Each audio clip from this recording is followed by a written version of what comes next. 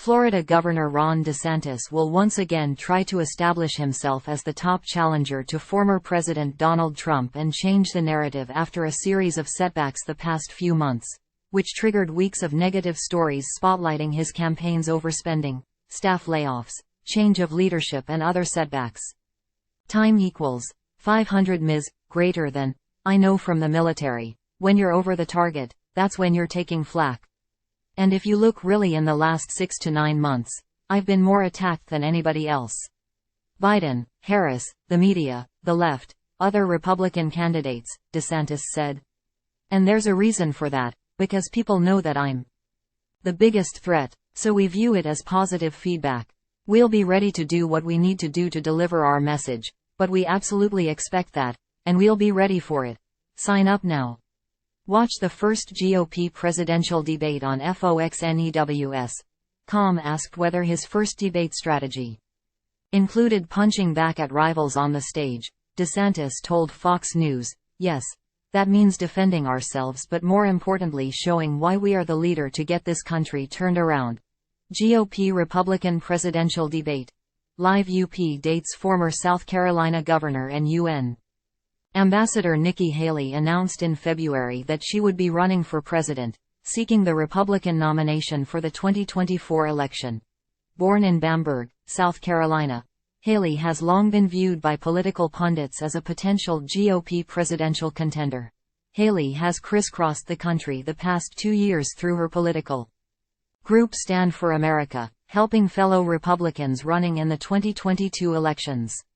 Her travels brought her numerous times to Iowa, New Hampshire, and Nevada, which hold the first, second and fourth contests in the Republican presidential nominating calendar. Haley's home state of South Carolina votes third in the GOP primary schedule. First Republican presidential debate, an awesome opportunity for candidates to score breakout moments. America is not past our prime, it's just that our politicians are past theirs, Haley said in her first campaign speech. As the crowd chanted, USA, and Nikki, Haley has called for years for the U.S. to be more aggressive in combating the threat from Beijing, and in June called for a fundamental change in the U.S. outlook to the threat from the East. In late July, Haley unveiled an extended plan to deal with the Chinese Communist Party. The plan includes a pledge to roll back Biden-era green energy mandates, which she says are a giveaway to Beijing.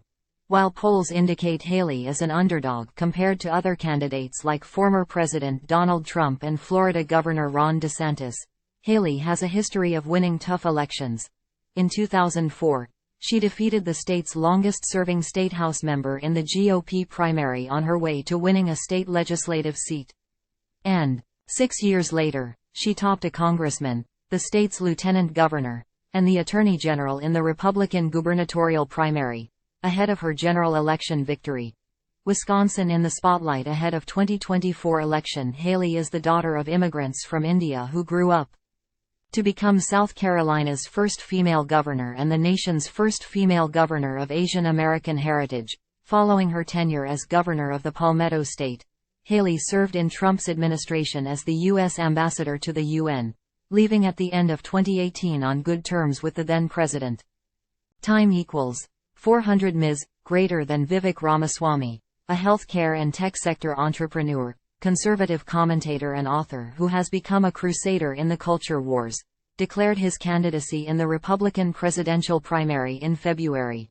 Born in Cincinnati, Ramaswamy quickly made a name for himself on the campaign trail. Ramaswamy, who was dubbed the CEO of Anti-Woke Inc. in a New Yorker magazine profile last year, said earlier this year that his campaign is about the unapologetic pursuit of excellence in our country. It means you believe in merit, that you get ahead in this country not on the color of your skin but on the content of your character and your contributions. Time equals 400 ms. Greater than America's in a national identity crisis, Ramaswamy warns, says he will bring revolution. In an interview with Fox News Digital in August, Ramaswamy said that he wants to answer the question of what it means to be American in the year 2023. Time equals 400 ms. Greater than, I'm 37 years old. When you ask people my age and younger what it means to be American today, You get a blank stare, he said. Ramaswamy has called for a total decoupling from communist China, which he argues is a greater threat to America today than the Soviet Union was during the Cold War because China makes the shoes on our feet and the phones in our pockets. As the son of Indian migrants who legally came through America's front door, Ramaswamy is a strong supporter of merit-based immigration and would not grant leniency for those who broke the law when entering the country. Nikki Haley swipes. Ramaswamy, Scott on China ahead of first primary debate. People who don't understand other top priorities of his include restoring free speech, which would involve making political expression a civil right and banning big tech censorship executed at the behest of the government, and dismantling affirmative action and the new climate. Religion, which he calls a cancer on the American soul. South Carolina Republican Senator Tim Scott announced in May that he would seek the GOP nomination for president.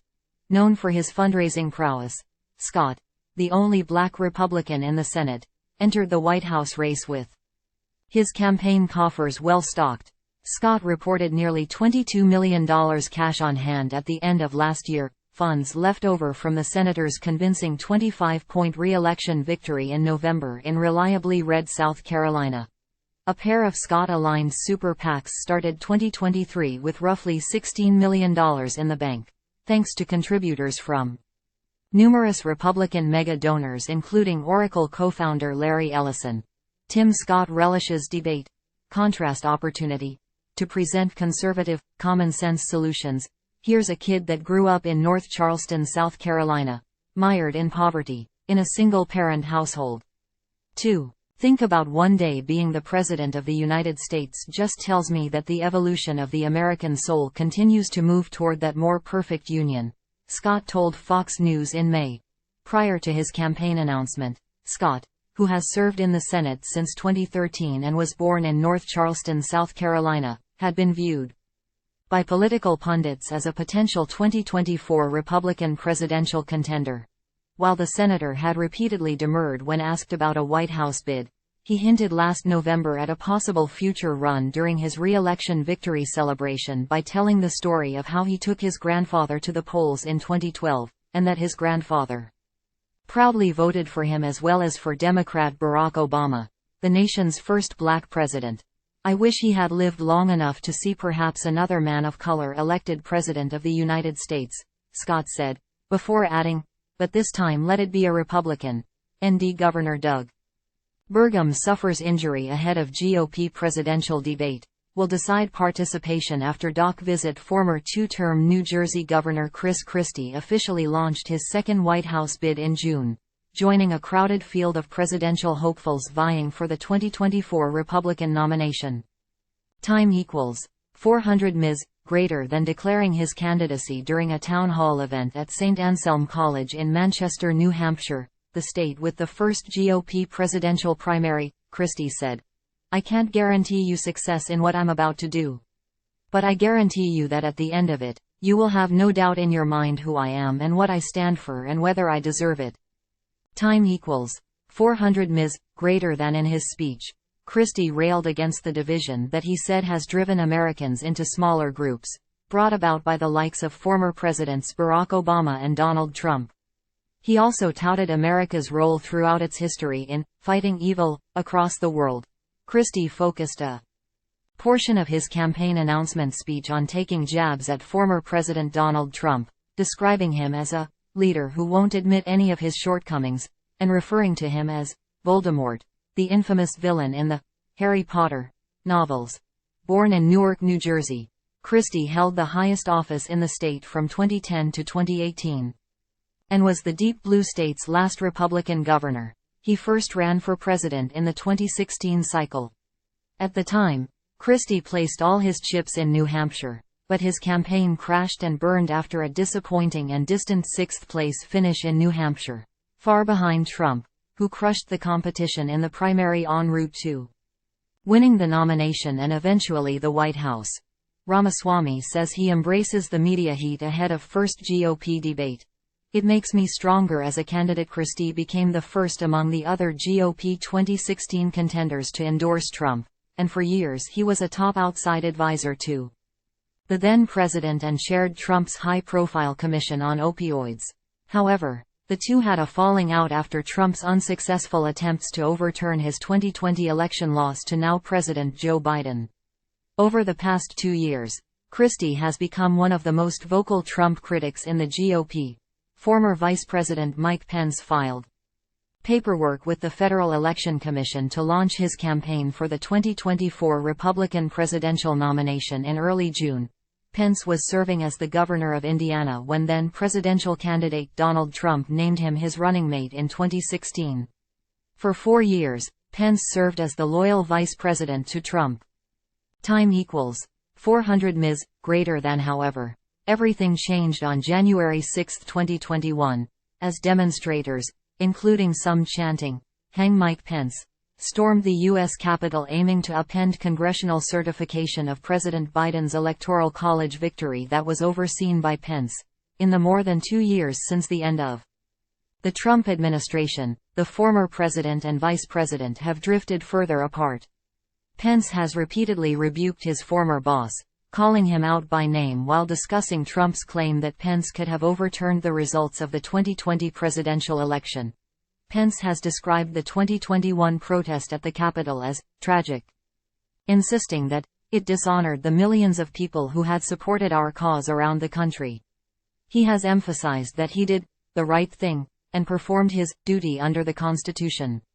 He has also noted a number of times that he and Trump may never see eye to eye on that day.